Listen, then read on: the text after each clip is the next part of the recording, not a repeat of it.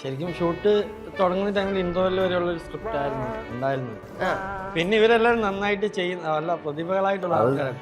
അത് ചോദിച്ചില്ലല്ലോ. പറഞ്ഞതേ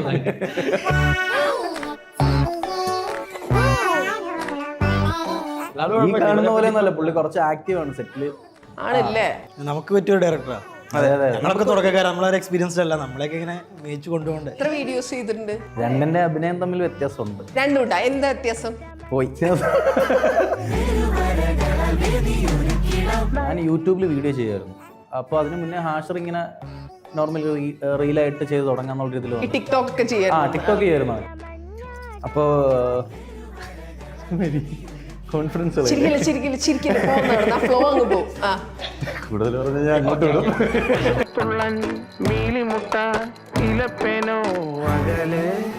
ആ താല്പര്യം പണ്ട് മുതലേ ഉണ്ട്. പക്ഷെ 3 പേര് 3 വഴിക്ക് പോയി.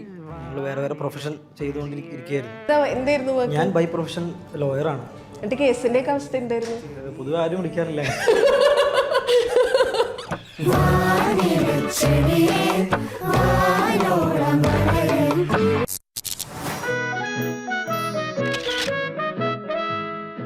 വാഴ 2ന്റെ പ്രൊമോഷൻ എന്ന് പറയുമ്പോൾ ഇത് എടുത്താണല്ലോ എന്ന് വിചാരിക്കും. പക്ഷെ ഇതൊരു ലോഡ് ആൾക്കാരുള്ളതുകൊണ്ട് നമ്മളിങ്ങനെ ഇടയ്ക്കിടയ്ക്ക് എടുത്തോണ്ടേയിരിക്കും. അപ്പൊ team Vaazha 2 welcome to lights camera talk. വിനായകനോട് ചോദിക്കട്ടെ, ഞാൻ ആദ്യം എടുത്തത് വിജുക്കുട്ടൻ ചേട്ടനെയാണ്, വിജുക്കുട്ടൻ ചേട്ടനെ സുധീഷേട്ടനെ. വിജുക്കുട്ടൻ ചേട്ടനോട് ഞാൻ ആദ്യം ചോദിച്ചു, പോയി മോനെ കണ്ടപ്പോ എങ്ങനെ ഉണ്ടായിരുന്നു? മോനെ നീ എനിക്ക് പിറക്കാതെ പോയി, ആ ലൈനായിരുന്നു എന്ന്. കാരണം ഇതിന്റെ പാട്ടിനെയൊക്കെ താഴത്തെ ഏറ്റവും കൂടുതൽ വന്നിട്ടുള്ള ഒരു കമന്റ് അതാ. അതായത് ഇവര് രണ്ടുപേരും കറക്റ്റ് ഒരുപോലെ കാണുമ്പോ എങ്ങനെ ഉണ്ടായിരുന്നു? ഇത് വിജുക്കുട്ടൻ ചേട്ടനാണ് അച്ഛൻ അറിയായിരുന്നു. അത് അറിഞ്ഞപ്പോൾ ഒരു ഫീൽ എന്തായിരുന്നു? ഒരു പുള്ളിനെ നേരിട്ട് കാണുമ്പോ രണ്ടുപേരും മറ്റേ ഇരട്ടപ്പെട്ട മക്കളെ പോലെ ഉണ്ടായിരുന്നു. എന്നെ നിങ്ങൾ തമ്മിലുള്ള ഒരു ഒറ്റ വാക്കിൽ ഉത്തരം ഇവിടെ നടക്കില്ല. ഞാൻ ആദ്യം പറയാം, ഇതൊരു 2-in-1 പരിപാടിയാണ്. ഇതൊരു സഹകരണ പ്രസ്ഥാനമാണ്. ഇത് ഞാൻ 4 പേരോടും കൂടിയാണ് പറയുന്നത്. കേട്ടല്ലോ, എനിക്ക് നിങ്ങളുടെ സഹകരണം വളരെ അത്യാവശ്യമാണ്. അതായത് ഒരു ഞങ്ങൾ തമ്മിൽ ഒരു കെമിസ്ട്രി എന്ന് പറയുന്നത് വെച്ച് കഴിഞ്ഞാൽ, ബിജുക്കുട്ടൻ ചേട്ടൻ എന്നെക്കാളും ഒത്തിരി സീനിയർ ആയിട്ടുള്ളൊരു ആർട്ടിസ്റ്റാണ്. അപ്പോൾ ഞാൻ ആദ്യമായിട്ടാണ് വരുന്നത്. അപ്പോൾ പുള്ളി കുറച്ച് കാര്യങ്ങളിങ്ങനെ പറഞ്ഞു തരും. ഞങ്ങൾ തമ്മിലുള്ള കുറച്ച് ചെറിയ രീതിയിലുള്ള ഇംപ്രൊവൈസേഷനും അങ്ങനെയുള്ളത്. പിന്നെ കൂടുതലും ഞങ്ങൾക്ക് വന്ന് എന്ത് സംശയം ഉണ്ടെങ്കിലും ഡയറക്ടറുണ്ട് വന്ന് അടുത്ത് വന്ന് പറഞ്ഞു തരും, എല്ലാം ചെയ്തെന്ന്. ഞങ്ങൾ ആ ഒരു പെർഫെക്ഷൻ കിട്ടിയത് ഇദ്ദേഹം ഉള്ളതുകൊണ്ട്. പുള്ളിക്കാരനാണ്. ആ പുള്ളിയല്ലേ അവിടെ ഇരുന്ന് ശ്വാസം കിട്ടാണ്ടല്ലിരുന്നത് അല്ലേ? വന്ന് കയറി ഇരുന്നപ്പോട്ട് എന്നെ കൂടെ ടെൻഷനാക്കി കളഞ്ഞു. ഞാൻ മര്യാദയ്ക്ക് സമാധാനം ഇട്ടിരിക്കുന്നു. ഇത് കാണിച്ച് എന്താ സവൻ, എന്ത് പ്രശ്നം? എന്നെ കണ്ടിട്ട് നിങ്ങൾക്ക് അത്ര പേടിയാവുണ്ടോ? ഞാൻ അങ്ങോട്ട് ലാസ്റ്റ് വന്നാ മതിയോ? ശ്വാസം കിട്ടുന്നുണ്ടോ? ഉണ്ടല്ലേ? ഇത്ര വലിയൊരു സിനിമയുടെ ഡയറക്ടറാണ്, പാവുണ്ട്. പറ, വാഴ 2നെ പറ്റി പറ, വളരെ ബേസിക് ആയിട്ട് പറ. വളരെ സന്തോഷമുണ്ടായിരുന്നു, അതായിരുന്നു മെയിൻ ആയിട്ടുള്ളത്. ഇത് ഞാൻ ചെയ്യട്ടെ, ഇതിന്റെ ആദ്യത്തെ പ്രീക്വലിന്റെ ഡയറക്ടർ വേറെ, രണ്ടാമത്തെ ഡയറക്ടർ വേറെ. അതെന്താ അങ്ങനെ സംഭവിച്ചേ? പ്രൊഡക്ഷൻ തീരുമാനിച്ച അല്ല, ആൾക്കും വേറെ പടങ്ങൾ പരിപാടികളുണ്ട്.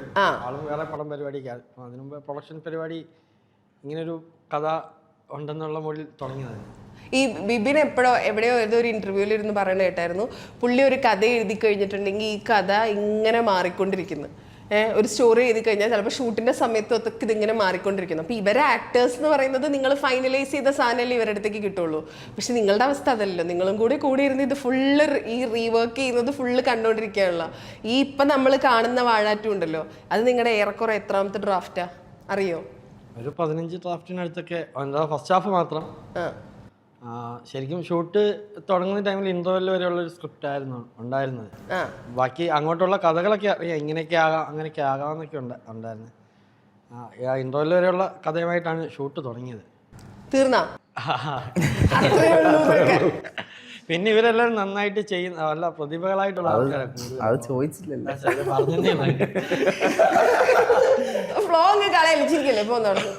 അല്ല, പിന്നെ എല്ലാം നല്ല, ഇപ്പൊ എൻ്റെ കൂടെ ഉള്ളവരാണെങ്കിലും എല്ലാം നല്ല ടെക്നീഷ്യന്മാരായിരുന്നു എല്ലാ ആൾക്കാരും. ഡയറക്ഷൻ ടീം ആണെങ്കിലും ക്യാമറ ടീം, എഡിറ്റിങ്, എല്ലാ ആൾക്കാരും ഭയങ്കര. പിന്നെ ഞങ്ങൾക്ക് കുറേ കാലങ്ങളായിട്ട് അറിയാവുന്ന ആൾക്കാരുണ്ടായിരുന്നു. അപ്പൊ അതിൻ്റെയൊക്കെ ഒരു ഇങ്ങനെ ഈ പേടിച്ചിരിക്കുന്ന ഡയറക്ടർ ഉണ്ടല്ലോ സെറ്റിൽ എങ്ങനെയാ? യൂഷ്വലി ഇങ്ങനത്തെ ഡയറക്ടേഴ്സിന്റെ കാര്യം പറയുമ്പോൾ ഈ പുള്ളി എഡിമാരോടൊക്കെ വർത്താനം പറഞ്ഞ കേട്ടാന്ന് ചില ആക്ടേഴ്സ് പറയണേക്കാം. എങ്ങനെയുണ്ടായിരുന്നു നിങ്ങളുടെ ഡയറക്ടർ? അതാണെങ്കിൽ ബേസിക്കലി ആളൊരു നാണം കുടുങ്ങിയാണ്. പക്ഷേ സർക്കിളിന്റെ അകത്ത് ഭയങ്കര അടിപൊളിയാണ്. ഇതൊന്ന് കട്ട് ചെയ്താൽ കാണാം. ദേഷ്യപ്പെടും. ഇത് കട്ട് ചെയ്യുമ്പോഴും പുള്ളി ഇങ്ങനെ തന്നെയായിരുന്നു. ഇത് തുടങ്ങുന്നതിനും മറ്റേ ശ്വാസം കിട്ടാണ്ട് അലയായിരുന്നു. പറ, നിങ്ങൾ നിങ്ങളുടെ ഡയറക്ടറെ കുറിച്ച് പറയാം. പുള്ളി അപ്പൊ ഒന്ന് കംഫർട്ടബിൾ ആവും.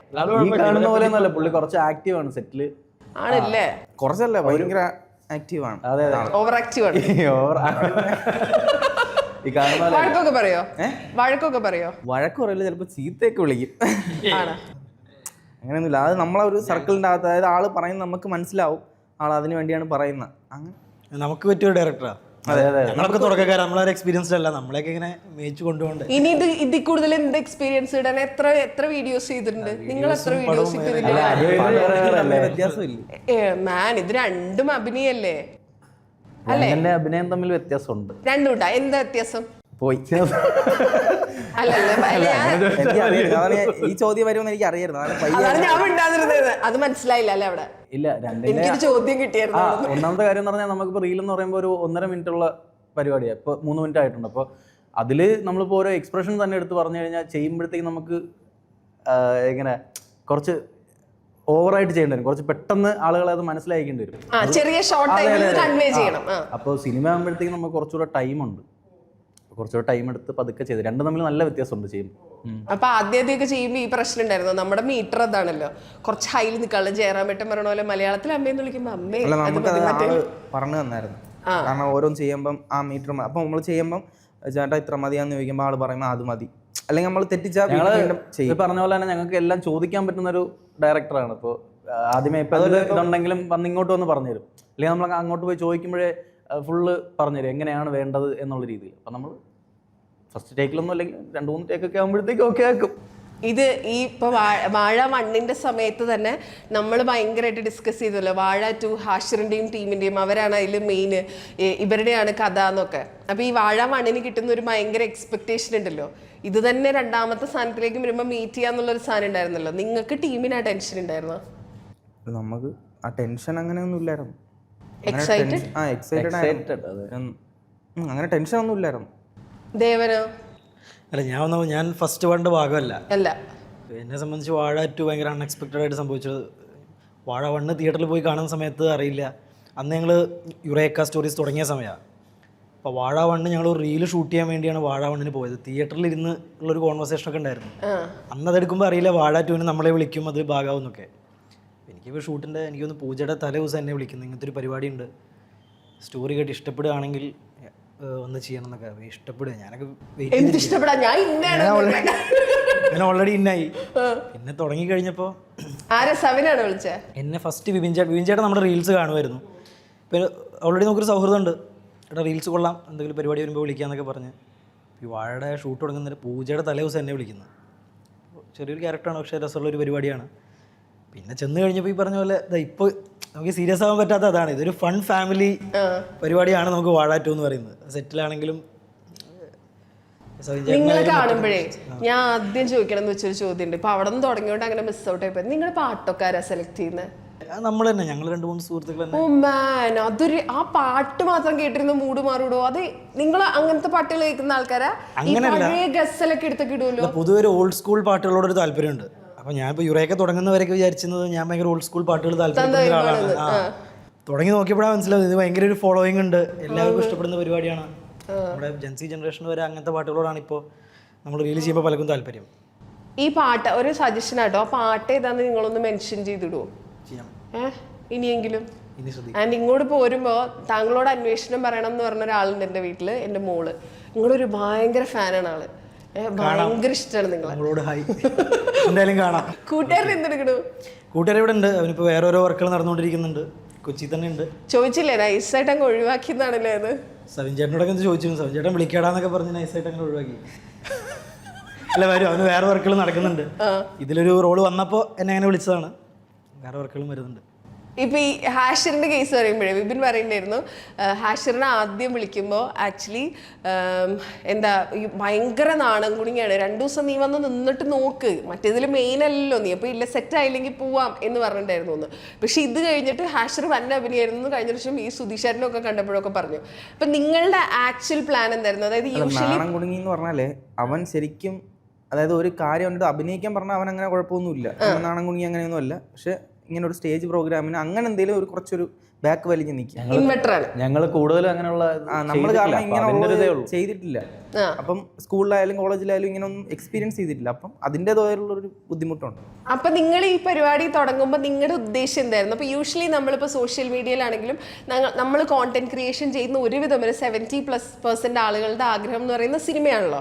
കാരണം ഫൈനലി ഇതൊക്കെ ആക്ടിങ് ആണല്ലോ. ഇപ്പൊ ഈ പറഞ്ഞ പോലെ ചെറിയ ഡിഫറൻസുകൾ ഉണ്ടെങ്കിലും. അപ്പൊ വാട്ട് വാസ് യുവർ ഇന്റൻഷൻ ഇങ്ങനെ ഒരു സംഭവം തുടങ്ങുമ്പോൾ? സിനിമ ആഗ്രഹം ഉണ്ടായിരുന്നു, പക്ഷേ റീല് ചെയ്ത് തുടങ്ങുമ്പോൾ റീല് വഴി സിനിമയിൽ എത്താൻ പറ്റുമോ എന്നുള്ളൊരു ഐഡിയ ഇല്ലായിരുന്നു. എങ്ങനെയോ എത്തിപ്പെട്ടു. അപ്പോൾ ഇതെങ്ങനെയാണ് നിങ്ങൾ തുടങ്ങുന്നത്?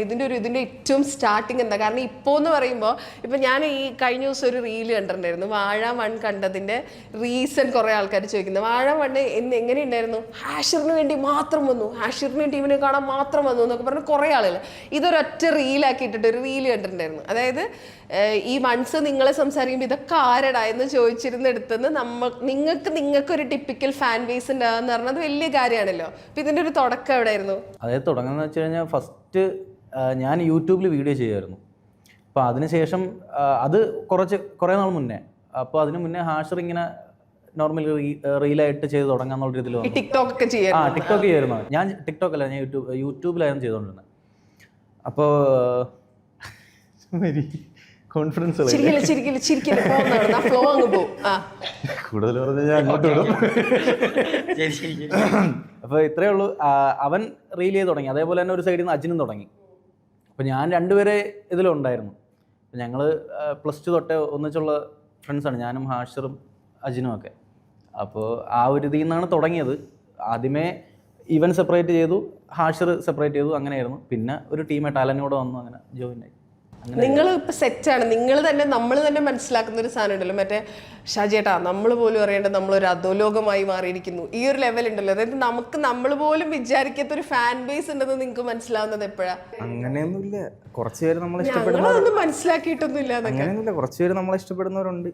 അങ്ങനെയുള്ളൂ, ഭയങ്കര ഇതൊന്നുമില്ല, നോർമലാണ്. ദേവാ അങ്ങോട്ടും ഒക്കെ ചിരിക്കാണ്ട് ഇതേ ചോദ്യങ്ങൾക്ക് താങ്കൾക്കും വരും, അതൊക്കെ ആലോചിച്ച ഉത്തരം. യുറേക്ക ഞങ്ങൾ തുടങ്ങിയൊരു 1.5 വർഷമായിട്ടുള്ളൂ. ഞങ്ങൾ അതാട്ടോ ഞാൻ ആക്ച്വലി കഴിഞ്ഞൊരു 6-7 മാസമെങ്കിലും നിങ്ങളെ ഭയങ്കരമായിട്ട് കാണാൻ 1.5 വർഷമായിട്ടില്ല. ഞങ്ങൾ 2024 ലാസ്റ്റ്, ഇപ്പം ഞാനും കൂടെ അഭിനയിക്കുന്ന മറ്റാള്, പിന്നെ നമുക്കൊരു വൈശാഖ് എന്ന് പറഞ്ഞൊരു, ഞങ്ങൾ 3 പേര് ചെറുപ്പം മുതൽ സുഹൃത്തുക്കളാണ്. ഇവരെ പോലെ തന്നെ എഡിറ്റ് ഒക്കെ ചെയ്യുന്ന വൈശാഖാണ് ക്യാമറയും എഡിറ്റും ചെയ്യുന്നത്. അപ്പോൾ ഞങ്ങൾ 3 പേരും നാട്ടിൽ ഒരുമിച്ചാണ്. ഞങ്ങൾ സ്കൂളിൽ 1ാം ക്ലാസ് മുതൽ ഒരുമിച്ച് പഠിച്ചവരാണ്. അപ്പോൾ സിനിമ താല്പര്യം പണ്ട് മുതലേ ഉണ്ട്. പക്ഷേ 3 പേരും 3 വഴിക്ക് പോയി. ഞങ്ങൾ വേറെ വേറെ പ്രൊഫഷൻ ചെയ്തുകൊണ്ടിരിക്കുകയായിരുന്നു. അപ്പോൾ ഒരു 3-4 വർഷം വർക്ക് ചെയ്തപ്പോൾ തോന്നി. എന്തായിരുന്നു? ഞാൻ ബൈ പ്രൊഫഷൻ ലോയറാണ്. ഞാൻ ഇവിടെ കൊച്ചിയിൽ വർക്ക് ചെയ്യായിരുന്നു. അതെ. എവിടെ? ഹൈക്കോടതിയിൽ വർക്ക് ചെയ്യുന്നുണ്ടായിരുന്നു? ഇല്ല, ഞാൻ ഒരു ഇൻഷുറൻസ് കമ്പനിയിലെ ലീഗൽ അഡ്വൈസർ ആയിട്ട്. മറ്റേ പുള്ളി അവൻ ശരിക്കും ഡോക്ടറാണ്. കേസിന്റെ ഒക്കെ അവസ്ഥ എന്തായിരുന്നു? പൊതുവെ ആരും വിളിക്കാറില്ല. അതെ, ഓക്കെ. ഇതിലറിയുന്ന പലർക്കും ഞാൻ വക്കീലെന്നുള്ള കാര്യം അറിയില്ല. അതൊന്നും ആരോടും പറയണ്ടാന്ന് അല്ലേ? എന്തിനാ? അപ്പോൾ അങ്ങനെയാണ് ഞങ്ങൾ ജോലി നിർത്തി ഇതിലേക്ക് വന്നപ്പോഴാണ് യുറേക്ക സ്റ്റാർട്ട് ചെയ്തത്. പിന്നെ ഈ പറഞ്ഞ പോലെ ഒരു 1.5 വർഷം ആവുന്നേ ഉള്ളൂ. ഇപ്പോൾ വാഴ സംഭവിച്ചു. അതുപോലെ ഇങ്ങനെ സിനിമ എന്തെങ്കിലും സ്ക്രിപ്റ്റ് എന്തെങ്കിലും ഞങ്ങളങ്ങനെ എഴുതി തുടങ്ങി. അതൊരാളോട് പോയി കഥ പറയാനുള്ളൊരു ഫോമിലൊന്നും ആയിട്ടില്ല. എഴുത്ത് നടക്കുന്നുണ്ട്. നമ്മൾ കുറേ കാലമായിട്ട് ഇതായിരുന്നു നമ്മുടെ പ്ലാന്. ഞങ്ങളുടെ സിനിമയുടെ പരിപാടികൾ തുടങ്ങി. ഏറ്റവും ഇനീഷ്യൽ ഒരു സ്റ്റേജ് എന്നൊക്കെ വേണമെങ്കിൽ പറയാം. അത് എപ്പോൾ സംഭവിക്കുന്നൊന്നും അറിയില്ല. എന്തായാലും സംഭവിക്കണം എന്ന് ആഗ്രഹമുണ്ട് അല്ലേ?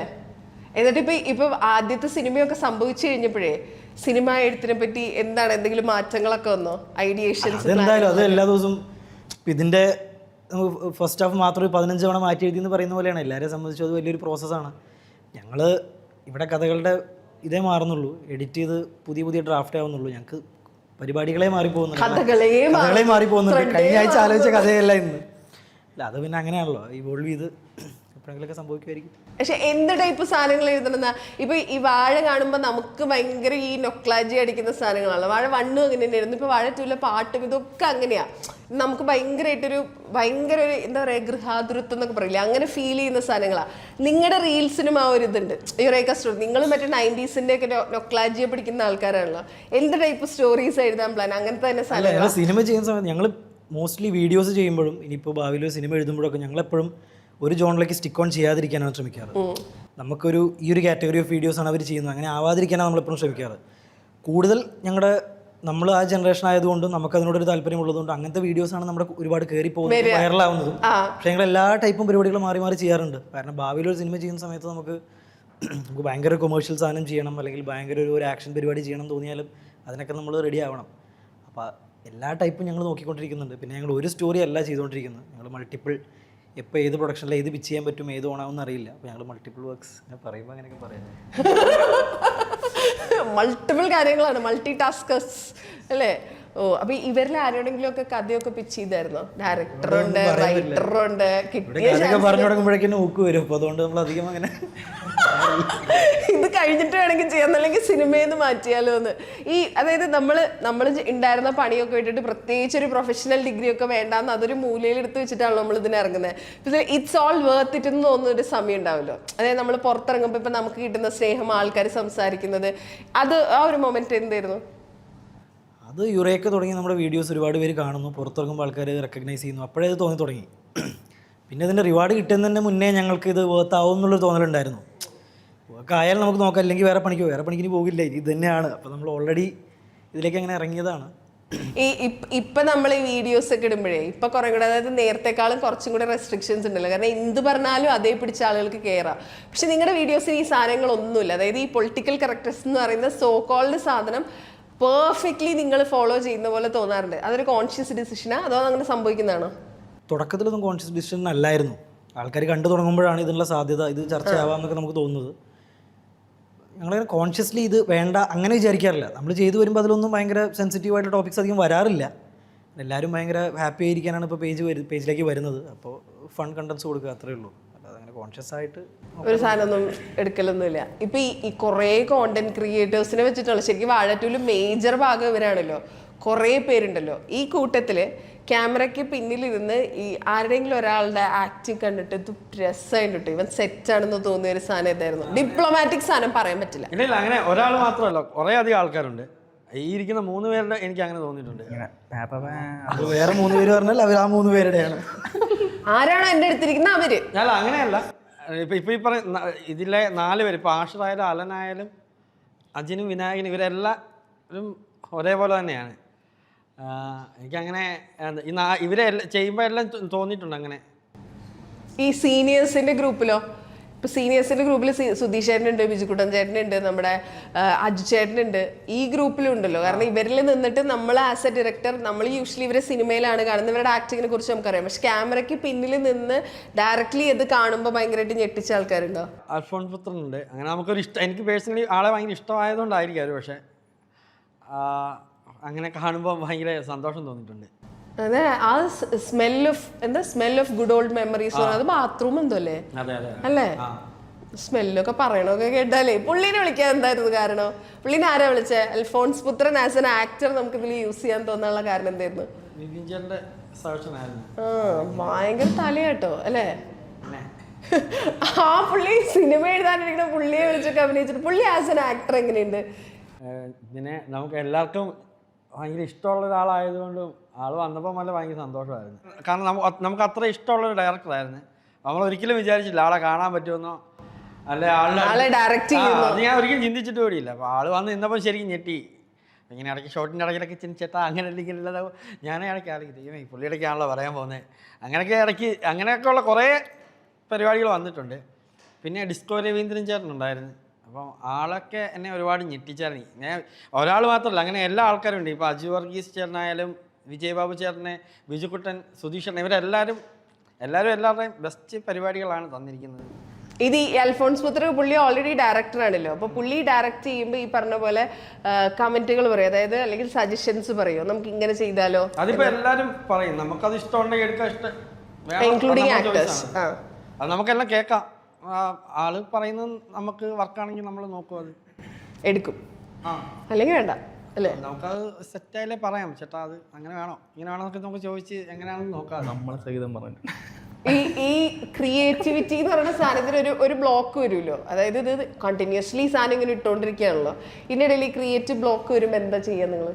അല്ല, നമ്മൾ ഓരോ കാര്യങ്ങളും ചെയ്യുന്നത് അത്രയും, അതായത് ഇപ്പോൾ ഒരു ത്രെഡ് കൊണ്ടുവന്നിട്ട് അത് ഡിസ്കസ് ചെയ്ത് അങ്ങനെയാണ് ചെയ്യാറ്. അതായത് ഞങ്ങൾ 4 പേരിൽ ഒരാൾക്ക് ഇങ്ങനെ ഒരു ക്രിയേറ്റീവ് ബ്ലോക്ക് വന്നാലും ബാക്കി 3 പേരുണ്ടല്ലോ. അപ്പോൾ അങ്ങോട്ടും ഇങ്ങോട്ടും ഹെൽപ്പ് ചെയ്ത് തന്നെയാണ് ഈ കൂട്ടത്തിലെ ക്രിയേറ്റിവിറ്റി കിങ് ആരാ?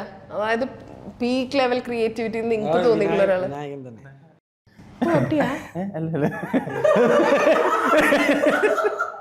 ഒരു ഉത്തരം ഇരുന്നോട്ടെ എന്ന് അതല്ലേ ഉദ്ദേശിച്ചത്? അല്ലല്ല, ശരിക്കും ഭയങ്കര ക്രിയേറ്റീവായി കൂടുതലുള്ള ആളാണ്. ചോളിച്ചിരിക്കുന്നത്.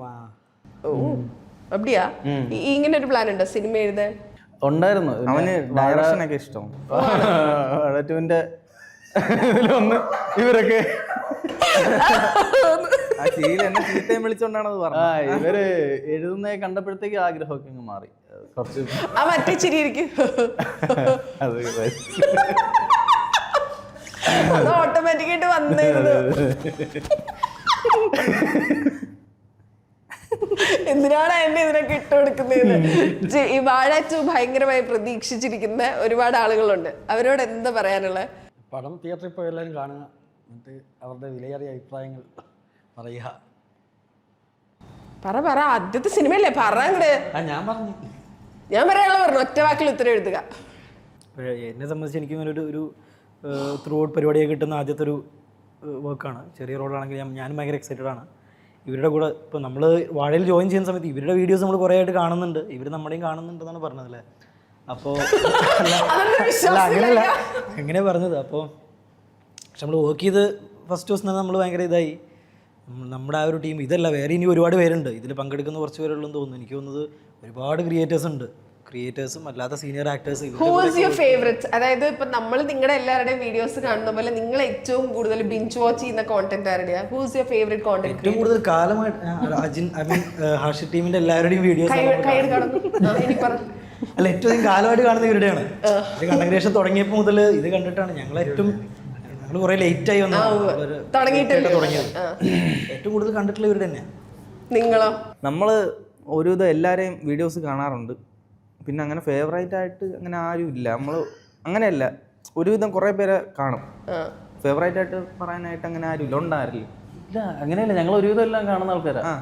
Nice psychological move. നേരെ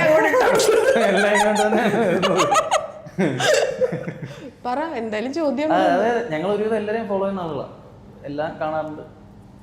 നിങ്ങളെ കാണാനാണ് മൊത്തത്തിൽ ഇപ്പം ആൾക്കാർ വെയിറ്റ് ചെയ്യുന്നത്. അതായത് നിങ്ങളുടെ ടീമിന്റെ മെയിൻ സാധനം എന്നൊക്കെ പറഞ്ഞിട്ടാണ്. അതായത് മോർ ദാൻ നമ്മുടെ സീനിയർ ആൾക്കാർ നിങ്ങളെ കാണാൻ വേണ്ടി തിയേറ്ററിൽ വരുന്ന ഒരു സെറ്റ് ഓഫ് ഫാൻസ് ഉണ്ട്, നിങ്ങളുടെ റീൽസിന്റെ ഒക്കെ ഫാൻസ്. അവരോട് പറ, ദൈവം പറഞ്ഞു, നിങ്ങൾ രണ്ടാളും പറ. പടം കാണാൻ വരിക. എല്ലാവരും ഒറ്റ വാക്കിൽ ഉത്തരം പറയുക ഫാൻസ് ആണ്. അപ്പോൾ താങ്ക് യു സോ മച്ച്. ഇപ്പം എന്താ പറയുക, ഇപ്പം കണ്ട എൻ്റർടൈൻമെൻ്റ് അല്ല, അതല്ലാണ്ട് നമ്മൾ കണ്ടിട്ടുള്ള പാട്ടിലും ഇതിലൊക്കെ കണ്ടിട്ടുള്ള ആ എൻ്റർടൈൻമെൻറ്റ് മൊത്തം സിനിമയിൽ ഉണ്ടാവുമെന്ന് പ്രതീക്ഷിക്കുന്നു. Thank you so much and all the best. Cinema ഒരു വമ്പൻ ഹിറ്റ് ആവട്ടെ, ക്രിയേറ്റിവിറ്റിയിലും അല്ലാണ്ട് സിനിമയുടെ കാര്യത്തിൽ നിങ്ങളും വമ്പൻ ഹിറ്റായി മാറട്ടെ. Thank you. Thank you.